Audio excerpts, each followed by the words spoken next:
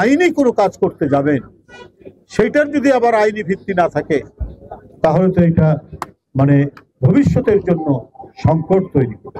এই সরকার একটি অন্তর্বর্তীকালীন সরকার, অর্থাৎ একটি নিরপেক্ষ সরকার কিছুদিনের জন্য। তারা একটা অবাধ সুষ্ঠু নির্বাচন নিশ্চিত করতে চায়।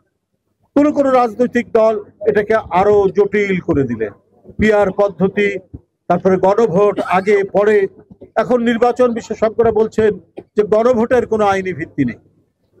যাই হোক, তারপরেও সব রাজনৈতিক দল প্রত্যেকের যাতে ইনক্লুসিভ, সবাই একত্রিতভাবে নির্বাচনে অংশগ্রহণ করে, সব রাজনৈতিক দল মিলে ঠিক আছে গণভোট চাচ্ছেন, তো সেটা গণভোট হোক, ভোটের দিন একসাথে ভোট হবে।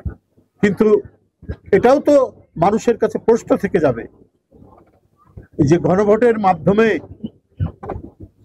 মানে আইনি একটা স্যাংশন ছাড়া আপনি যখন কোনো একটা মানে আইনি কোনো কাজ করতে যাবেন সেইটার যদি আবার আইনি ভিত্তি না থাকে তাহলে তো এটা মানে ভবিষ্যতের জন্য সংকট তৈরি করে। এটা আমরা যদি মানে এখন থেকে যদি সতর্ক না হয়, শুধু নিজের মানে ইচ্ছা, নিজের আকাঙ্ক্ষা এবং নিজের মানে অহমিকাকে প্রতিষ্ঠিত করার জন্য কিছু কিছু রাজনৈতিক দল যে আমার এটা মানতেই হবে। আরে ভাই, ঠিক আছে সবাই মিলে কথাবার্তা বলে করলেন, ঠিকই আছে, কিন্তু এটার আইনি ভিত্তি কতটুকু আছে সেটা তো আপনার জানতে হবে।